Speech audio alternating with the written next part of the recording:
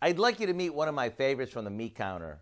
You may have met before, but just in case you forgot, let me reintroduce you to the flank steak. What I love about a flank steak is how versatile and budget friendly it is. And who doesn't like something that's flexible and that can save you a buck? So let me show you what to do with it. I start by combining some balsamic vinegar, olive oil, Dijon mustard,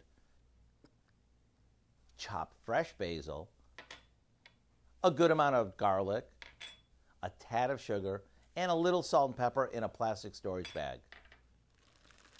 We give that a good shake and set it aside while we score a flank steak by making diagonal cuts to both sides. You want them to be about a 1/4 inch deep to prevent the steak from curling as it cooks and to ensure that it'll be super flavorful. After letting your steak marinate for an hour or so, it's ready for the grill or grill pan. When it's cooked just the way you like it, let it rest for a few minutes before cutting it across the grain. What you end up with is a juicy flavor-packed steak that's perfect served as is, or you can wrap it up in a tortilla, even use it as a salad topper. To get the recipe for our balsamic flank steak, all you have to do is check out our website.